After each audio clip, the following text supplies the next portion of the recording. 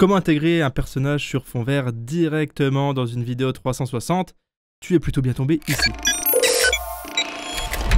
Donc voilà, tout vite, j'ai laissé ma veste parce que on va aller directement dans le studio, il fait un peu plus froid, où on va voir comment on shoot, on va voir quel réglage j'utilise, quel boîtier j'utilise, et on va voir comment on va l'intégrer après sur After Effects hyper facilement. Voilà, on est parti. Donc nous voici au studio, je me suis installé avec le clown qui est derrière moi. Vous voyez, on a mis le fond vert tendu, je vais vous montrer un petit peu plus de détails après. Le fond vert tendu ici derrière, on n'a pas besoin de faire vraiment quelque chose d'hyper propre au niveau des plis, vu que je vais éloigner au maximum mon sujet du fond, tout simplement. On va voir que j'utilise un objectif 14 mm sur le Canon R5. Pourquoi? Parce que j'ai besoin d'une déformation optique qui est quasiment équivalente à celle que j'ai filmée avec l'Insta360 Pro 2, parce que c'est mon but de l'intégrer sur ce type de vidéo. Et on va voir aussi qu'au niveau de la vitesse d'obturation, je vais me mettre à 1/200, voire 1/300 minimum, donc il faut un maximum de lumière. Donc tu vas le voir, j'ai intégré quelques panneaux de lumière qui sont assez puissants, je les ai mis à 100%. Il faut le maximum de lumière parce qu'il vous faut un framerate hyper rapide. On veut pas de flou de mouvement, donc mon acteur il va bouger, oui, mais du coup le shutter speed sera adapté. Au niveau des ISO, je suis à 3200 parce que j'ai quand même des objectifs qui sont pas hyper ouverts, qui sont très qualitatifs mais qui ouvrent pas beaucoup. Donc ça, j'ai pas le choix de monter à 3200 ISO. De toute façon, c'est le double ISO natif du Canon R5. Donc on est sur l'ISO natif du deuxième palier, donc c'est hyper intéressant. L'image sera plus propre qu'à 2500 par exemple ISO. Donc le réglage est fait, on est parti maintenant pour le shooting. On n'oublie pas de prendre plusieurs rushs avec des vitesses d'obturation différentes parce que mon acteur bougeait beaucoup, donc je me suis adapté, je suis passé à 1/400 de seconde pour éviter d'avoir du flou de mouvement quand même, c'est hyper important. J'ai oublié de préciser que j'étais au maximum de la qualité possible. Je me suis mis en 4K Ultra HD, enfin en 4K HQ pardon, sur le R5 en All High, donc avec le maximum de qualité. Et vu qu'il n'y a plus de surchauffe maintenant, de toute façon, on peut se permettre de filmer en interne directement sur le boîtier. Sinon, j'aurais filmé avec un Atomos en plus sur le boîtier pour éviter cette surchauffe. On va repasser directement maintenant au bureau pour voir la suite de l'aventure. Voilà, notre acteur est rentré à la maison, ou je devrais dire plutôt à son manoir. Pour ceux qui veulent plus d'informations, il y a un manoir maudit qui existe du coup dans les Vosges. Je vous mets un lien dans la description, le lien de leur site. Merci à eux en tout cas pour leur confiance depuis plusieurs années. Je vous rappelle, sur la chaîne Drone Ambition, on avait fait pas mal de vidéos pour eux et ça c'est hyper intéressant. Donc le manoir maudit, c'est quoi? C'est entre guillemets un parc où vous pouvez visiter un manoir avec des figurants qui sont là pour vous foutre les chocottes. On a des thématiques dans chaque pièce qui sont super bien conçues. Et franchement, si vous êtes un peu fan de films d'horreur et fan de ce monde un petit peu horrifique, je vous invite à aller checker dans la description. Encore une fois, c'est dans les Vosges. Faites-vous plaisir. Donc j'ai vidé mes rushs directement sur le PC et on va passer maintenant sur After Effects pour faire le keying. Donc on va directement enlever le fond vert de nos plans qui sont actuellement en 2D et on va déjà les exporter avec la couche alpha. Comme ça, on va pouvoir par la suite les intégrer dans notre plan à 360 degrés. Première étape, du coup, on va devoir faire un choix parce qu'on a fait plusieurs rushs, donc je vais les importer sur After Effects. Donc moi j'ai choisi celui-ci qui est le plus intéressant pour moi. J'avais besoin que de 5 petites secondes, c'est pour faire un jump scare qui va être très bien placé dans ma vidéo 360 en question. Et j'ai pas forcément besoin des jambes, etc. Donc c'est pour ça que l'acteur a été pris dans ce cas de figure là. Du coup je vais devoir découper ici. On va faire un masque autour pour pouvoir sélectionner déjà une zone où mon intervenant est placé pour éviter de faire travailler le keying sur une zone trop importante tout simplement. On est parti. Dans mon cas de figure, je vais juste ajouter un effet couleur lumétrie parce que j'ai shooté en log pour des raisons techniques et du coup, je vais devoir faire une colorimétrie basique. J'ai fait beaucoup de tutoriels à ce sujet sur la chaîne Drone Ambition. Je vous mets une petite fiche tout en haut de l'écran si ça vous intéresse. Voilà, en quelques secondes c'est fait. Maintenant, je vais faire mon masquage. En sélectionnant le rush en question qui est maintenant dans ma timeline, je vais juste enlever le début qui ne me sert strictement à rien jusqu'à ici. Ok. Et je vais enlever la fin également qui ne me sert à rien. Hop, parfait. Je vais réduire ma comp à la zone de travail pour être au clair. Maintenant, je vais faire un masque un petit peu grossier pour pouvoir délimiter tout ça. Donc au-dessus, je sais très bien que mon acteur va pas plus loin, donc je suis plutôt chanceux. Voilà, on a un masque. Ce qu'il faut, c'est vérifier que l'intégralité de ce masque correspond bien à mes mouvements de personnage. On vérifie tout ça. Je fais en même temps que vous, hein. J'ai pas fait d'entraînement avant. On est plutôt pas mal du tout sur l'intégralité de notre rush, c'est parfait. Alors là, je vous montre bien évidemment une technique très simple. Donc on va utiliser du ticket light, comme je disais, qu'on va glisser et déposer sur notre rush en question. On va faire une méthode plutôt simple, on va se servir de la pipette, on va essayer de trouver une couleur qui correspond bien à la moyenne des pixels, des couleurs des pixels qu'on a sur notre scène, et on voit que le résultat est déjà franchement plutôt pas mal. Ce qui est intéressant, c'est que je vais pouvoir ajouter le screen gain ici un tout petit peu pour enlever un petit peu cette ombre là qui est très moche. Bien sûr, au niveau de mon pantalon, le problème que j'ai, c'est que vu qu'il était à genoux, il est proche du fond vert en soi et ça reflète des pixels verts. Et on le voit, si je bouge ici, on voit très bien que je commence à perdre des détails. Plus je monte ici, tout ce qui devient gris est un petit peu problématique parce que son pantalon avait une matière un petit peu brillante. Il n'est pas forcément fait gaffe tout de suite. Mais comme j'ai dit, c'est pas forcément la chose qui m'intéresse le plus. Là, on commence à être plutôt pas mal, comme tu le vois.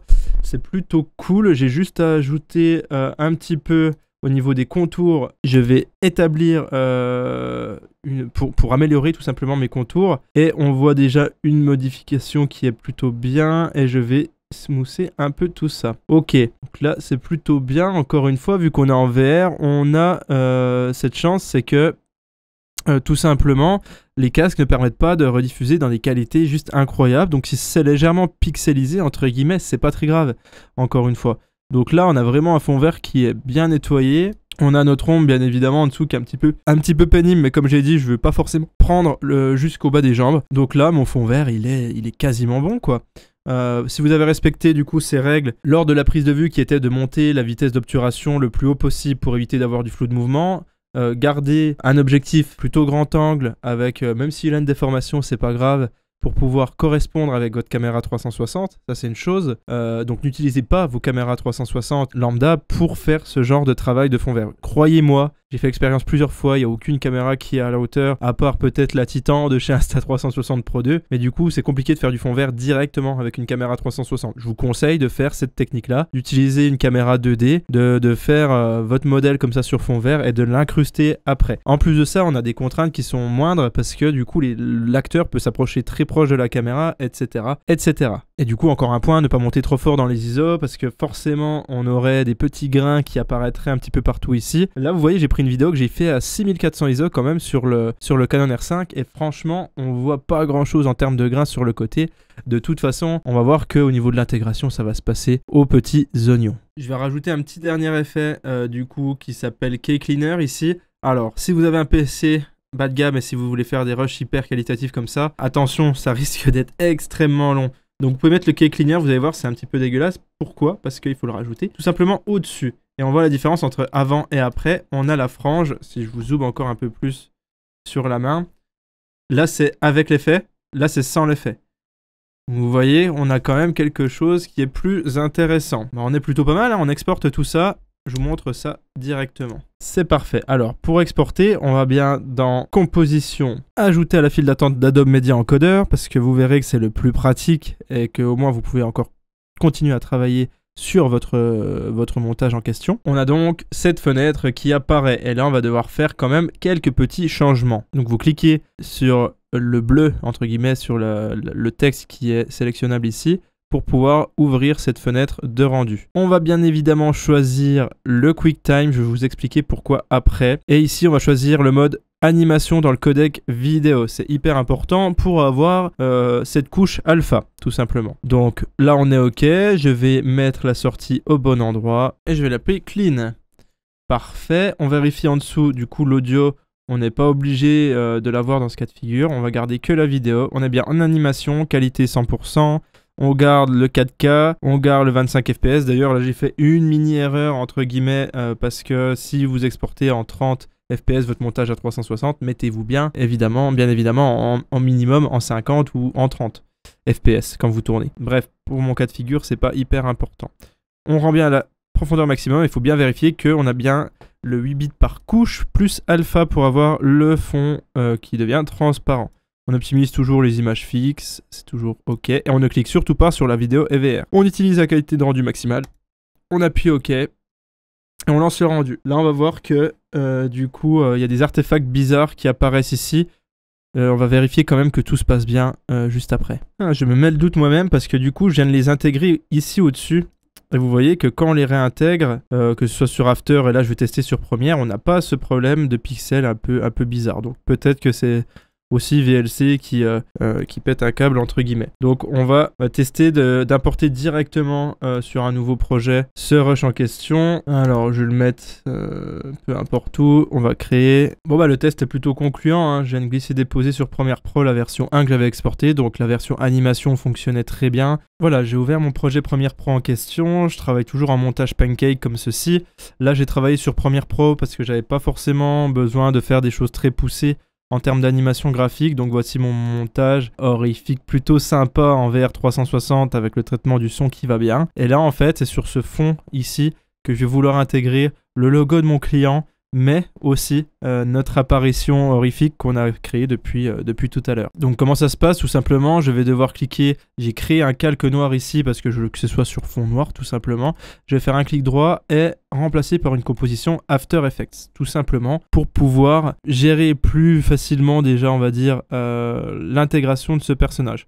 Je vous conseille encore une fois. Hein. Alors, ils nous ont sorti une mise à jour. Je sais pas c'est quoi de ça, mais je vois que ma carte n'est plus prise en compte. Bref, j'ai ignoré. On va voir ce que ça donne. Donc, j'ai bien ici ma vidéo noire qui est au format écrit rectangulaire 2:1. On est d'accord qu'on est bien sur un format monoscopique. Et donc, ce que je vais faire, je veux que ce personnage... déjà, je veux que le logo, tout simplement, apparaisse devant, donc sur le point 0, c'est-à-dire ici. C'est le point 0 de la vidéo 360 et potentiellement... c'est là, normalement, que mes personnages vont regarder à la fin. Ah non, j'ai des bêtises, mon point 0, il est ici, parce que c'est le clown en question qui sera le plus visionné, donc le point 0 est un petit peu décalé, donc on va faire de même. Ok, très bien, donc le point 0, en fait, sera ici, c'est-à-dire que le logo, je vais le faire apparaître ici, tout simplement, je vais l'intégrer en ajoutant ce qu'on appelle un montage 2D avec le VR Comp Editor. Si vous n'avez pas cet outil, je vous invite à aller dans Fenêtre, et cliquez sur vrcompeditor.jsx. S'il n'est pas disponible, il suffit juste d'installer ce plugin, mais normalement, il est d'origine présent sur After Effects. Donc on ajoute un montage 2D, on sélectionne bien notre composition en question et on n'est pas obligé de toucher à quoi que ce soit. Là, la difficulté, c'est que du coup le point 0 il va le choisir en plein milieu. On va voir que si j'intègre mon logo, il va l'intégrer en plein milieu. On va pouvoir faire comme ça, ce sera plus facile et comme ça on fera pivoter la vue directement sur Premiere Pro à la fin. Ok, jusque là tu me suis. Là j'ai une vue reframe, c'est-à-dire que si je prends l'outil Orbit, je peux pivoter dans ma vue 360 degrés. Là c'est du noir donc forcément tu t'en rends pas compte, mais dès que je vais intégrer le logo du manoir maudit, tu vas vite comprendre. Et du coup, je te montre juste avec le logo, avec le fond blanc pour que tu comprennes bien que je glisse et dépose. Tu vas me dire, bah oui, mais là on est dans une vue reframe, c'est un peu compliqué de se rendre compte. Alors tout simplement, tu peux cliquer sur ouvrir sortie rendu. Tu vois qu'ici, on a une petite fenêtre qui s'est créée parce qu'on a créé un VR Comp Editor. Si on ouvre ouvrir sortie rendu, on se rend compte, là je suis dans ma vue 360, hein, écrit rectangulaire. Ici c'est un petit peu mieux, tu peux la voir en entier. Et du coup, tu vois, il est un petit peu flou, c'est normal parce que... c'est tout à fait normal, faut pas se tenir compte de ça. Mais là, on voit que c'est légèrement déformé, c'est normal, c'est dans ta vue à 360 degrés, totalement classique. Si une personne serait dans une vue à 360 dans un casque, c'est difficile à se rendre compte, hein. Mais là, je suis en train de pivoter ma vue à 360, et si je reviens dans Ouvrir, Sortie, Rendu, on voit qu'il a bougé de place. Bon, là, c'est un cas bien spécifique sur un fond noir, il faut faire attention. Mais dans l'idée, je vais réinitialiser tout ça, d'accord? Donc là, voilà, par exemple, il est au milieu. Et si on va sur ouvrir, sortie rendu, il sera bien au milieu de ma vision 360 degrés. Bref, je vais l'enlever parce que le but principal de ce tutoriel, c'est le fond vert. Tu l'auras compris, on n'est pas sur de l'intégration de logo. Et là, on va faire exactement la même méthode parce que notre personnage va être présent sur uniquement un côté de notre vision à 360 degrés.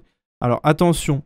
Si vous voulez faire un personnage qui passe d'un point A à un point B, c'est-à-dire qu'il va pivoter par exemple autour, etc., on va pas utiliser cette méthode-là, mais on utilisera ajouter un montage 3D. Il faut se dire que la différence entre ajouter un montage 2D et ajouter un montage 3D, elle est plutôt simple. Le montage 2D, c'est uniquement dans les cas de figure où tu veux utiliser une frame 16/9 entre guillemets pour mettre un personnage, un logo, un objet 3D, etc., mais qui ne va pas se déplacer dans l'espace et qui ne va pas se servir d'un tracking spécifique.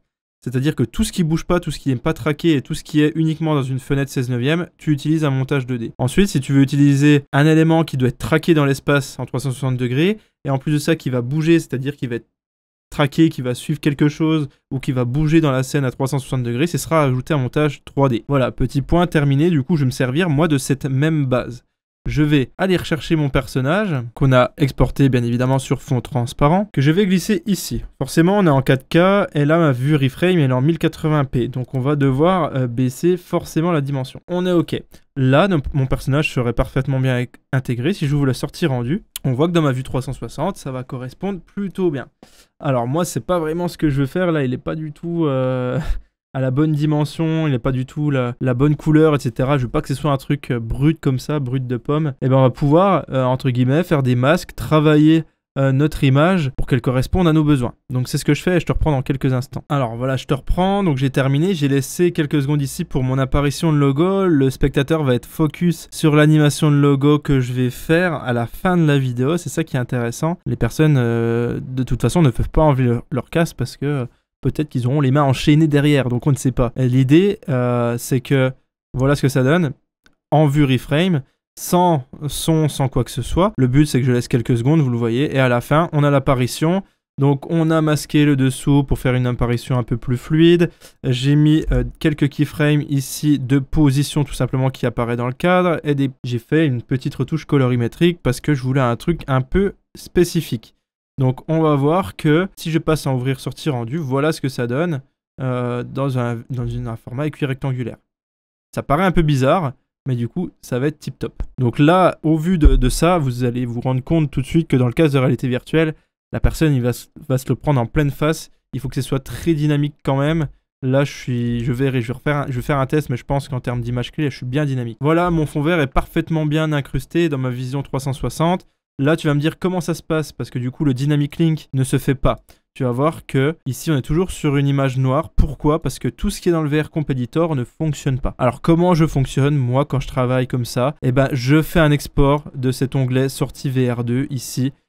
Je fais un export, là, je pourrais prendre encore une fois que cette partie-là, pour éviter de prendre des choses inutiles. Et après, je retourne sur Premiere Pro. Et je remets sur ma timeline. Bon, ce tutoriel était plutôt long, mais en tout cas, j'espère qu'il t'aura plu, qu'il t'aura appris plein de choses. Moi, je suis là pour ça, je suis là pour t'apprendre des nouvelles techniques, pour pouvoir intégrer des choses dans des contenus en réalité virtuelle. En tout cas, c'est avec plaisir.